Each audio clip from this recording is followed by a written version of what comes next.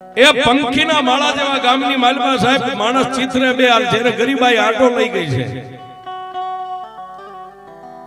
જાતે તળપદો કોળી છે.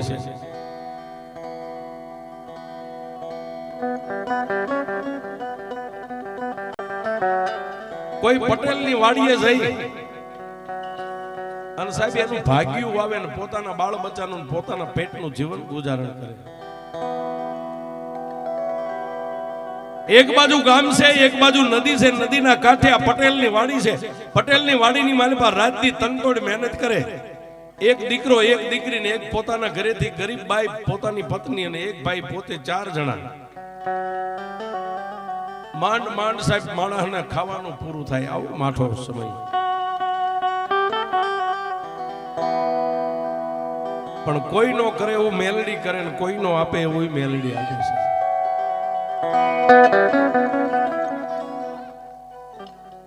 અને જેને જેને આ કળયુગમાં સાહેબ મેલડીનો ભેટો થઈ ગયો છે ને એને ખબર છે કે મેલડી શું છે સાહેબ. આ જેને ભેટો થઈ ગયો ને સાહેબ, એ રવિવારના દિવસે વકીલની ઓફિસ બંધ હોય, હાઈકોર્ટ બંધ હોય સાહેબ, સુપ્રીમ કોર્ટ બંધ હોય, પણ રવિવારે મારી મેલડીની કોર્ટ ખુલ્લી હોય સાહેબ. ગમે ત્યારે તમે વાહ વાહ. પણ સાહેબ વાત કે ઈ કરું છું, એક ગરીબ માણા તનતોડ પટેલની વાડીની માલિપા મહેનત કરે એટલે સાહેબ હાંજ પડે માંડ માંડ આ 4 વ્યક્તિનું ખાવાનું પૂરું થાય. પણ માણસનો બળવાન હોય સાહેબ, માણસનો સમય બળવાન હોય. આપણે બધા બેઠા ને સાહેબ, આમાં કોઈ બળવાન નથી. કોઈને એમ હોય કે હું કઈક સૌ પાવર કાઢી નાખજો સાહેબ. આ ભગવાનના ઘરની ધમણ હાલે ત્યાં સુધી બાકી કાંઈ છે નહીં સાહેબ. માણા બળવાન નથી, માણાનો સમય બળવાન હોય છે. પણ એકદી એ સાહેબ આખી વાડીની માલિપા હળ હાંકી નાખ્યું, ખેતી કામ થઈ ગયું છે અને ચોમાસાની ઋતુ બેહવાની તૈયારી છે સાહેબ. આકાશમાં વાદળ ઘટાટો રીસડિયું રમવા માંડી ગઈ છે. ત્યારે આ ગરીબ પત્નીએ પોતાના પતિને ગરીબ ખેડૂને એટલું કીધું, સ્વામિનાથ, હા ઘરની માલી પર લોટ નથી. સાહેબ ગરીબ આવ્યો એને દિવસ આવો ભાઈ, ઘરની માલી પર લોટ નથી. સૂર્યનારાયણ રાંદલના ઓરડે જવાની તૈયારી કરી રહ્યા છે, દિવસ આથમવાની તૈયારી છે. ત્યારે ઓલા ગરીબ ખેડૂએ એટલું કીધું, ગાંડી આ ચોમાસાનો દિવસ આવી ગયો, અત્યારે તો ઘરની માલી પર 8 દિવસનો લોટ તો આપણે રાખવો જ જોઈએ. આ નદી આવી જાય તો ગામની અંદર જવાય નહીં, ગામની અંદર જાય નહીં તો દહીંનું દળાય નહીં, તો લોટ વગર આપણે ખાઈશું. ઉતાવળ રાખ, થોડુંક 2-5 કિલોનું દહીંનું કરી નાખ, હાલ હું તારી હારે આવું, હમણાં જઈને ગામની અંદર જઈને દળાવીને વી આવીએ અને થોડું જાજુ હટાણું કરતા આવીએ. સાહેબ ગરીબ પત્નીએ હાથની માલપા હુંપડું લઈ અને દહીંનું કર્યું ન કર્યું, પ્લાસ્ટિકની થેલી કોથળીની માલપા બાંધી માથે મેકી, આગળ પત્નીને વાહે ગરીબ ખેડૂ, ઓલા 2 દીકરાને દીકરીને એટલું કહેતા કે જોજો બાપા ઝૂંપડા બહાર ન નીકળતા હો, જો વાદળ ચડ્યું છે, વરસાદ આવી જાય, તમે પલ્લી જઈશો, બીમાર પડશો, આપણે ગરીબ માણસ ક્યાં દવા લેવા જઈશું. તારી માં અને હું હમણાં ગામની માલપા જઈ દહીંનું દળાવીને ગયા, એવા પાછા આવી 2 ભાઈ બહેન ઝૂંપડાની અંદર જ બેહીજો. પણ સાહેબ કોઈનો હાંસવે ને એને મારો ત્રિલોકનો નાથ હાંચવતો હોય છે. એ સાહેબ આપણા છોકરા 80 માં હોતા હોય ને તોય બીમાર પડે. અને આજની તારીખમાં તમે જોજો રોડ ઉપર જે ગરીબ માણસો કામ કરતા હોય, એ ગાંડા બાવળના થડને બધું ભરીને રમતા હોય, છતાંય એને કોઈથી નાકોરીએ ન ફૂટે.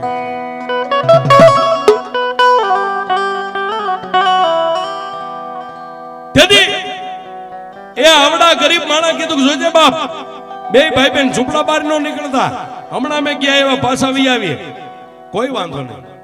સાહેબ નદીનો પટ ઉતરીને 2 માણસ ગામની માલમાં ગયા દહીંનું દળાવા, અને કોઈ કરિયાણાની દુકાને હટાણું કરે ન કરે છે, દહીંનું દળાય ન દળાય, પણ ઉપરવાસ વરસાદ પડેલો અને ગાંડી તૂર નદી વિશાળ નદી, નદીના પટની માલપા ધીમે ધીમે ધીમે ધીમે ધીમે પાણીનો પ્રવાહ નીકળ્યો છે. ઓલા બે માણસ પોતાની પત્નીની માથે લોટ રહી ગયો છે, આ ખેડૂના ખંભે કરિયાણાની નાની એવી ઠેલી રહી ગઈ છે, નદીનો કાંઠો ઉતર્યા પણ સાહેબ ઢીસણ હમાણું પાણી, આગળ પત્ની ને પાછળ પોતાનો પતિ, એ ક્યાંય નજર નથી સાહેબ. નદીના હામા કાંઠે ઓલું ઝૂંપડું છે ને, ઝૂંપડાની સામે બે માણસની મીટ મંડાઈ ગઈ છે. કારણ કે નોધારા બે પંખીડા જેવડા ભાઈ બહેન ને મેકીને આવ્યા સાહેબ, કોઈનો આધાર નથી. જેમ જેમ નદીના પટની માલિપા સાહેબ આગળ ડગલા ભર્યા, ઢીસણ હમાણું, કમળ હમાણું અને સાતી હમાણું પાણી થયું ને એટલે પેલા ખેડૂ એની ગરીબડી પત્નીનું બાવડું પકડી લીધું. હવે પાછા વળી જઈશું ત્યારે પત્નીએ એટલું કીધું, સ્વામિનાથ માથે વીજળી મંડાઈ ગઈ છે, વાદળ ચડતા આવે છે, એ નદીમાં પાણી ચડતું આવે છે, નહીં જાય ને તો મારા ભૂલકા રોઈ રોઈને મરી જાય છે. ગમે એમ થાય, નદીનો કાંઠો હમણાં આવી જાય છે.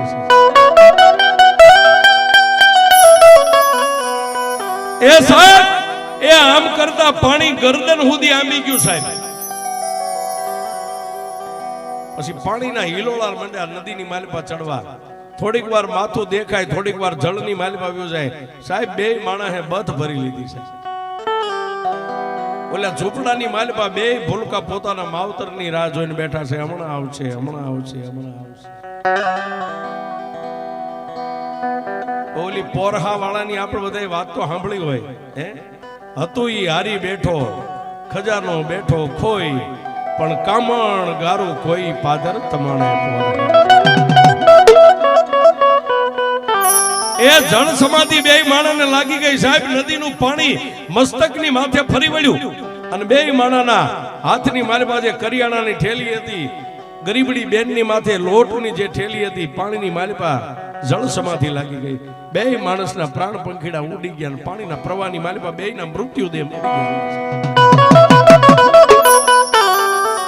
એ આ બાજુ મેઘલી રાત મળી સાહેબ, ભાઈ રોવે, બેન રોવે. આમ કરતા કરતા પ્રભાતનો પોર થયો, નદીની માલિપા પાણી ઓસરી ગયા સાહેબ, પાણી ઉતરી ગયું. ઓલો વાડી વાળો પટેલ વાડીએ આંટો મારવા આવ્યો છે.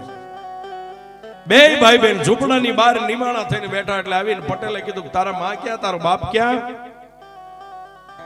એટલે સાહેબ 13 વર્ષની દીકરી હતી અને 11 વર્ષનો ભાઈ હતો.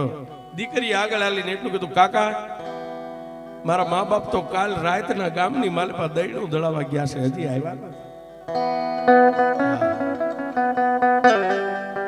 એ સાહેબ એક ખેડૂ આ વાતને પી ગયો. જો ગામની માલિપા નદી નો ઉતરાય એવું હોય તો મારો ખેડૂ છે, એમ મારો ભાગ્યો છે, મારા ઘરે આવીને રાત્રે. પણ સાહેબ પટેલ વાતને પી ગયો કે કયો નો કયો, આ નદી ગોજારી આ બે ને ગળી ગઈ હોય, બાકી માણસ ક્યાંય જાય નહીં. એ ગામની માલિપા સાહેબ બધે બજારે બજારે શેરી આંટો માર્યો, કોઈ વાવડ નો આપ્યો. પણ બીજો દિવસ આખો સાહેબ આથમી ગયો અને ત્રીજા દિવસના પ્રભાતના પોરની માલિપા સાહેબ નદીના કાંઠે કાંઠે કાંઠે કાંઠે વાડીએ વાડીએ હાલતી વાત એ આ ખેડૂના કાને આવી કે એક બાઈ અને એક ભાઈના મૃત્યુદેહ ઓવાળની માલિપા પડ્યા છે. આ ખેડૂ ગયો અને બે માણસને ઓળખી ગયો, પણ સાહેબ બેયને બળદગાડાની માલિપા લાવી અને નદીના કાંઠે બેયને અગ્નિ સંસ્કાર કરી અને ઓલા બે ભૂલકાની માથે હાથ મેકીને એટલું કીધું, બાપ તમારી પાછળ કોઈ નથી પણ હું બેઠો છું. એ સાહેબ ખેડૂત આવા દયાવાન હોય, હું બેઠો છું, મૂંઝાતા ના. એ સાહેબ માવતર મરી ગયા 15 દી, અઠવાડિયું, મહિનો, 2 મહિના, 6 મહિના, 12 મહિના, આમ કરતા કરતા 2 વર્ષના વાણા વાઈ ગયા છે. 15-17 વર્ષની દીકરી થઈ ગઈ, 12-13 વર્ષનો ભાઈ થઈ ગયો. એટલે ભાઈએ એટલું કીધું, બેન હવે ખેડૂત રાજનીતિ આપણને બે ભાઈ બહેન ને કામ કરાવે છે, અહીંથી નીકળવા નહીં દે. હાલને બેન આપણે આપણા મોહાળની માલિપા વયા જાય.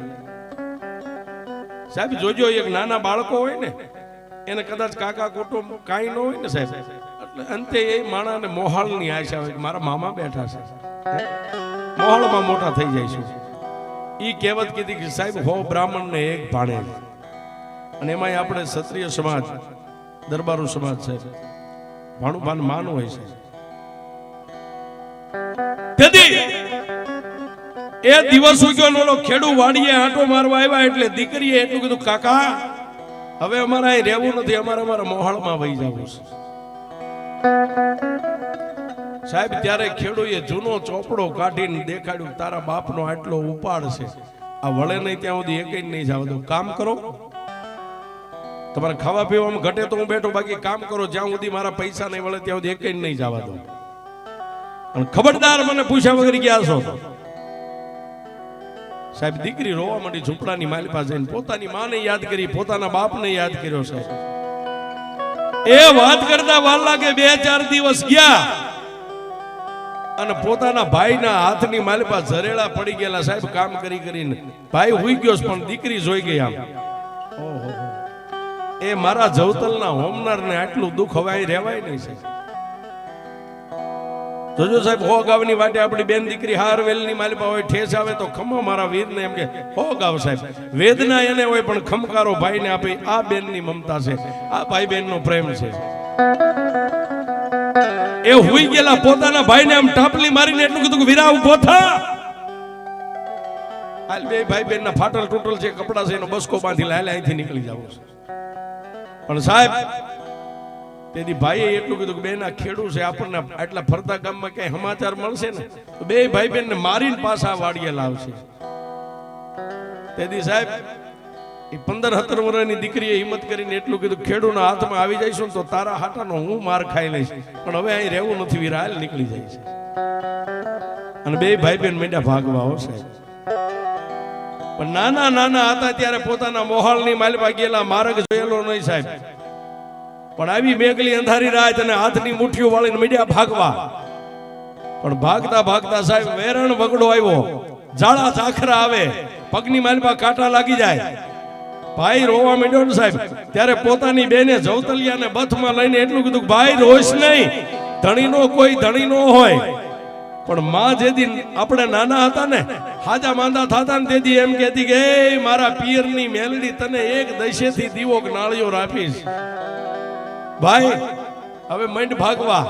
એ કોઈ ધણી ન હોય ને એનો ધણી આપણા મોહાળની આપણી મેલડી થઈ જાય છે સાહેબ. એ મેલડીને આટલો પોકાર એક ભાણેજે કર્યો ને સાહેબ. નાના એવા ગોખલામાં બેઠેલી 80 વર્ષની ડોસી હાથમાં લાકડી લઈને મારી મેલડી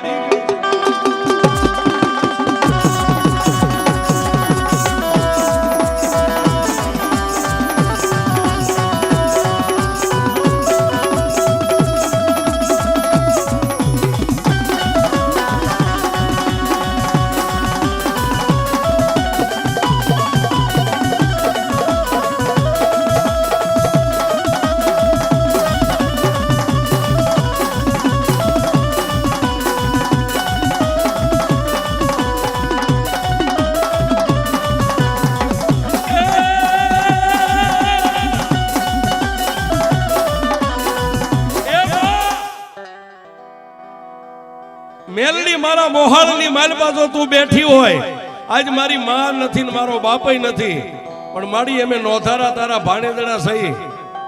અને જો મારી દી ઉગી જાય છે ને ઓલા ખેડૂને ખબર પડશે ને તો અમને મારીને લઈ જાય છે. પણ એ મારા મોહાળમાં બેઠેલી મેલડી, આજ જો અમારી વારે તું નો આવી ને તો દુનિયાની માલિપા તું મારી મોહાળની માલિપા બેઠેલી મેલડી નો કહેવાય. એ સાહેબ આટલો પોકાર કરીને નાના એવા ગોખલામાંથી 80 વર્ષની ડોસી હાથની માલિપા લાકડી રહી ગઈ છે, માથે સફેદ વાળ, એ અડધું ઓઢણું ઓઢેલું ને અડધું ધરતી માથે ઢાળાય. આ બાજુથી બે ભાઈ બેન દોટ મેગે અને મોહાળની માલિપાથી મારી મેલડી દોટ મેગે.